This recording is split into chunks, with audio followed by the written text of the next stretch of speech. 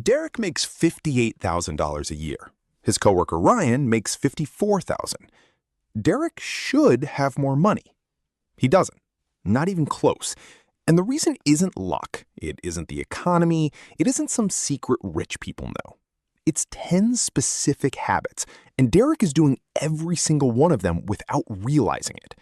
Let's go through them, because by the end of this, you're going to recognize at least 3 of these in your own life. And that's not an accident.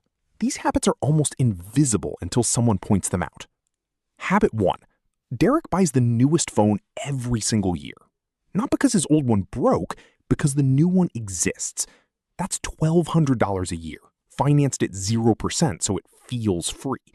Ryan keeps his phone for 4 years. Same phone, same $1,200. Except Ryan spends it once every 4 years instead of once every year. Over a decade, Derek spends $12,000 on phones. Ryan spends $3,000. That $9,000 difference, invested instead, becomes roughly $15,000 in 10 years. Derek didn't lose that money to a bad decision. He lost it to a decision he never actually made. He just never stopped. Habit 2. Derek pays the minimum on his credit card. $4,000 balance, 22% interest, $120 minimum payment. He tells himself he'll pay it off soon. Soon never comes. At that rate, it takes him almost 14 years to pay off, and he ends up paying more than $6,000 in interest alone on a $4,000 purchase. Ryan doesn't carry a balance. Ever. Not because he's disciplined in some superhuman way, because he decided years ago that credit card debt is the one kind of debt with no upside. A mortgage builds equity. Credit card debt just builds interest for someone else. Habit 3. And this one's sneaky. Derek doesn't have a budget. He knows roughly what he makes and roughly what he spends, and that word roughly is costing him thousands. Studies on spending behavior consistently show something wild. People who track their spending, even loosely, spend 10 to 15% less automatically. Not because tracking is magic, because visibility changes behavior. Derek doesn't know where $400 a month goes. Ryan does.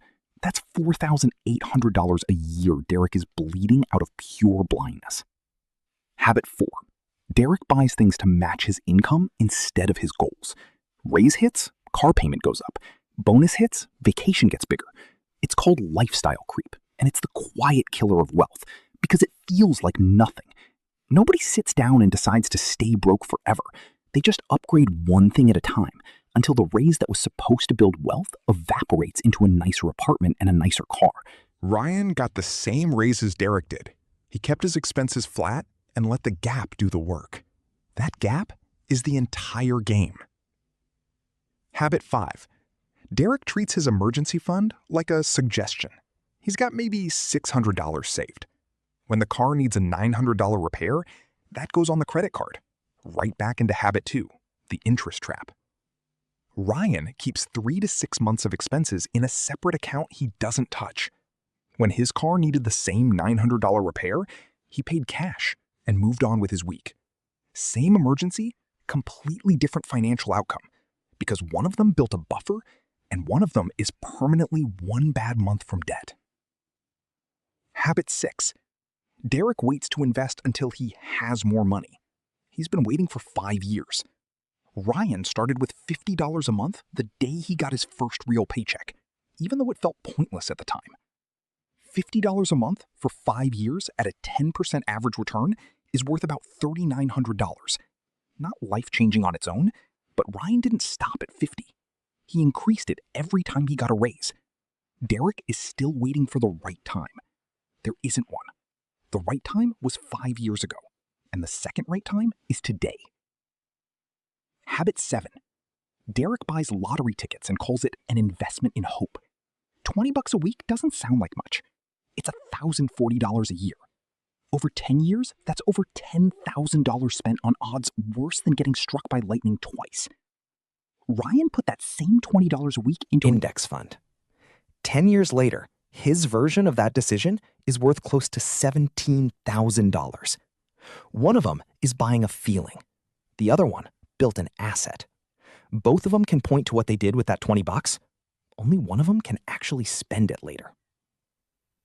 Habit 8, and this is the one nobody wants to hear. Derek negotiates nothing. Not his salary, not his rent, not his phone bill, not the interest rate on his loan. He assumes the number he's given is the number he pays. Ryan asks every time. He doesn't always get a better deal, but he gets one often enough that it's added up to real money. Thousands over the years, just from asking a question People are too uncomfortable to ask. Silence is expensive. Nobody bills you for it directly. It just quietly costs you anyway.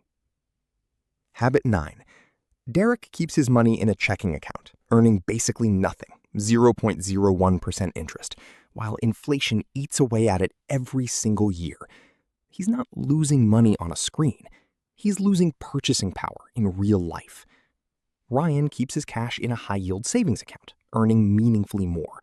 And the difference on even $5,000 sitting there is a couple $100 a year, doing absolutely nothing except existing in the right account instead of the wrong one. That's not investing. That's not even a decision, really. It's just choosing the account that doesn't punish you for having money in it. Habit 10, the big one, the one underneath all the others. Derek thinks about money reactively. He deals with it when a bill is due. When the card gets declined, when the number is scary enough to force his attention. Ryan thinks about money on a schedule, whether it needs attention that week or not. That's the actual difference. It's not intelligence. It's not income. Derek and Ryan make almost the same amount of money. It's the direction of the attention.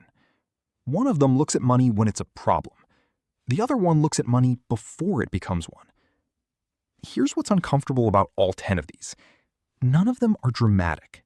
Nobody goes broke from one bad decision. Derek didn't buy a yacht. He didn't gamble his savings away in Vegas.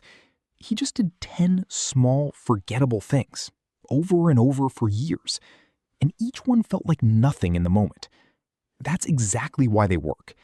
If any single one of these habits felt as expensive as it actually is, people would stop.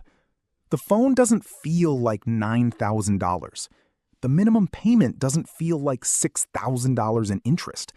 It feels like $120 a month. That's the trick.